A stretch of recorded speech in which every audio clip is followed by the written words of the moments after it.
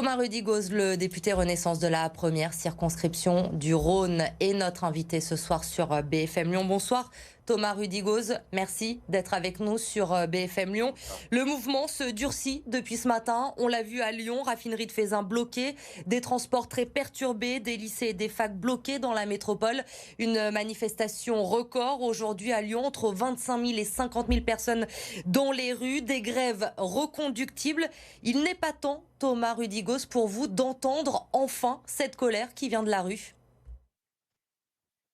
Écoutez, bien sûr qu'on entend et qu'on écoute les manifestants et les protestataires. Néanmoins, je tiens quand même à rappeler que j'ai été élu avec une majorité présidentielle sur un programme dans lequel il y avait une réforme des retraites par rapport à notre problème démographique dans notre pays, que connaissent beaucoup de pays européens et qui ont déjà fait cette réforme des retraites, des fois en allant jusqu'à passer l'âge légal de départ à la retraite à 67 ans, comme en Italie ou comme en Allemagne. Donc nous avions un projet qui passait à 65 ans, nous l'avons revu à la baisse justement par rapport aux demandes et aux critiques des syndicats. Donc nous sommes à 64 ans et depuis maintenant de nombreuses semaines, aussi bien à l'Assemblée nationale qu'au Sénat actuellement, il y a des avancées, il y a des modifications du texte de loi pour tenir compte justement des attentes et des demandes des syndicats.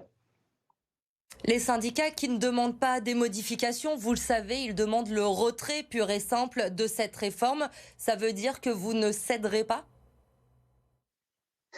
On ne peut pas revenir en arrière sur une telle réforme. On serait complètement en décalage par rapport à l'ensemble des autres pays européens. Une grande partie de nos concitoyens, même si c'est toujours difficile de devoir rajouter 2 années de travail, ça je le comprends, on l'entend, mais néanmoins, on serait le seul pays européen quasiment, à part peut-être, je crois, la Suède, à avoir encore une retraite légale à 62 ans.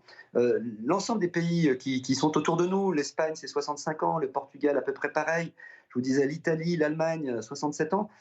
Nous avons, en étant à 64 ans, nous sommes d'ailleurs très en deçà de ces pays-là. Donc je crois que nous sommes dans une transformation qui est modérée, sans tenir compte de toutes les autres prises en compte des différents paramètres. Par exemple, les carrières longues partiront plus tôt. Vous savez qu'avec l'ensemble des paramètres que nous avons mis en place actuellement et qui seront, j'espère, votés au final, un Français quasiment sur 2 partira à la retraite avant 64 ans. Donc ces évolutions-là tiennent compte des carrières longues, tiennent compte des personnes qui ont eu des pénibilités dans leur travail, tiennent compte des personnes qui ont eu des invalidités, qui ont eu des carrières hachées. Donc nous avons tenu compte justement pour avoir une mesure sociale. Maintenant, encore une fois, je vous le rappelle, moi j'avais un tract de campagne au moment des élections législatives en juin dernier sur lequel j'avais noté que je soutenais une réforme de la retraite à 65 ans. Donc je pense qu'à un moment donné, quand on est élu, quand on est représentant du peuple, on doit tenir ses engagements.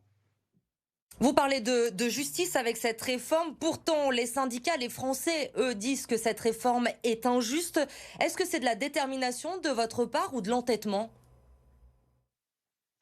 Non, encore une fois, je comprends votre insistance, mais vraiment, je vous assure, la parole politique, elle est primordiale dans une époque où les Français se détournent de plus en plus du personnel politique. D'ailleurs, quand on voit le triste spectacle que nous a donné la France insoumise lors du débat des retraites à l'Assemblée nationale il y a 10 jours de cela, pendant 15 jours, nous avons eu une obstruction massive, et voire même violente, de la part de la France insoumise, avec des insultes, avec des propos déplacés, des postures déplacées vis-à-vis du ministre du Travail. Donc on a ce décalage de nos concitoyens, mais encore une fois, je sais qu'il y a des Français qui sont opposés, puis j'en connais d'autres qui sont favorables. Et moi j'ai été élu par des concitoyens qui m'ont apporté un suffrage, qui n'a pas été le cas de certains de mes collègues, qui ont été battus parce que la réforme des retraites a été mal vécue pendant cette campagne électorale, mais moi j'ai été élu.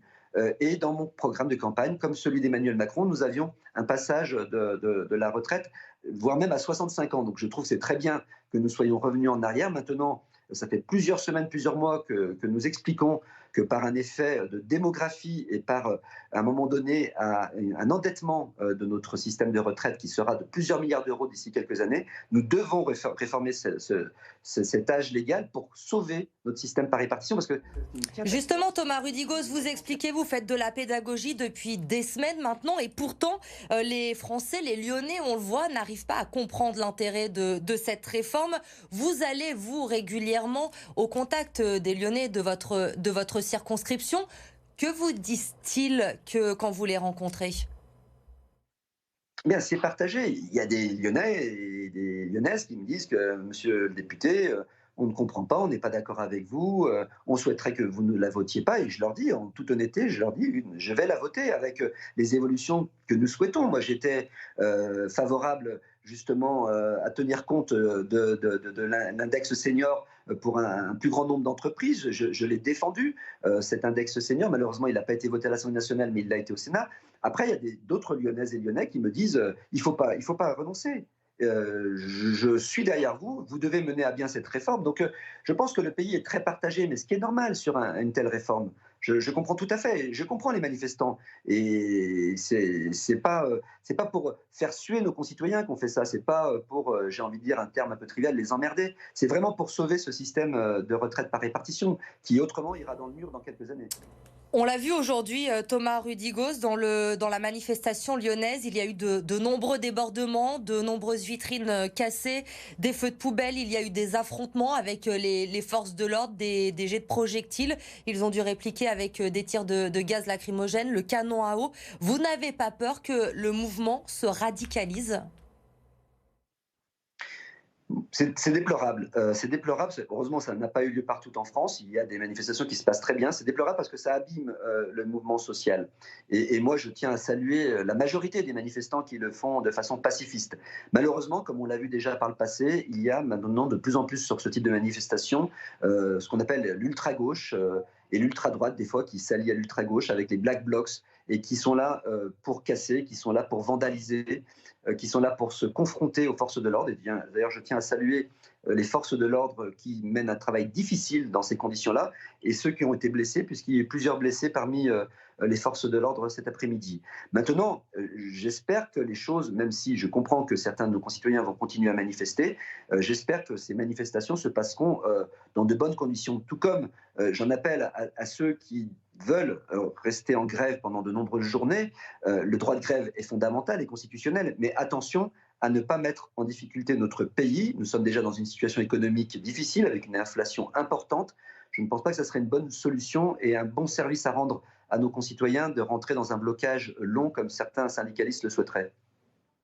Et pourtant, les syndicalistes le disent, ils sont prêts à aller jusqu'au bout. Thomas Rudigos, au moins jusqu'au 26 mars, date de la fin des débats à l'Assemblée nationale. En 1995, on s'en souvient, il y avait eu 22 jours de grève consécutifs. Vous resterez déterminé malgré tout, malgré les conséquences que vous évoquez, notamment pour l'économie, si le mouvement devait perdurer? Bah, écoutez, moi, je suis désolé, mais je renvoie votre question à certains syndicalistes. D'ailleurs, je ne pense pas que ça soit le cas de tous les syndicalistes. Il faut être là-dessus très prudent. On verra dans les prochaines heures ce qui va se passer en matière de reconduction des grèves, mais j'en appelle à la responsabilité de certains.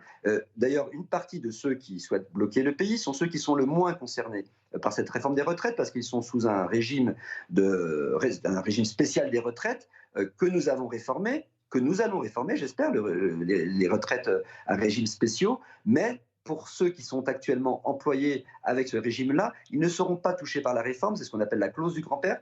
Ce sont les futurs salariés de ces entreprises publiques ou de ces grands groupes énergéticiens qui seront concernés à partir de septembre 2023. Donc moi, j'en appelle à l'esprit de responsabilité d'un certain nombre de responsables syndicaux, effectivement. Mais on a l'impression qu'on ne s'en sortira jamais. D'un côté, vous appelez à la responsabilité des syndicats, les syndicats appellent à la responsabilité du gouvernement, vous vous renvoyez la balle et finalement personne ne bouge. Bah, écoutez, encore une fois, quand on est élu, des fois, on doit prendre des mesures qui ne sont pas populaires et on n'est pas arrivé caché. C'est pas comme en 95 quand Jacques Chirac et Alain Juppé avaient mené une réforme des retraites à l'époque assez douloureuse. Ça n'avait pas été dans le programme du candidat Chirac et une fois président de la République, il avait décidé de la mettre en place. Nous, c'était très clair. Nous avons, depuis le début, que ce soit pendant la campagne présidentielle et pendant la campagne législative, et ce qui nous a coûté beaucoup d'ailleurs, comme je vous le disais, je pense que nous avons perdu beaucoup de sièges à l'Assemblée nationale de par cette promesse, cette mesure. Maintenant, nous sommes, je veux dire, en responsabilité. Nous avons eu un mandat des Français. Eh bien, nous allons aller jusqu'au bout et laissons faire le Et on temps. l'a bien compris, vous resterez déterminé jusqu'au bout pour aller au bout de cette réforme des retraites. Merci Thomas Rudigos d'avoir été notre invité sur BFM Lyon.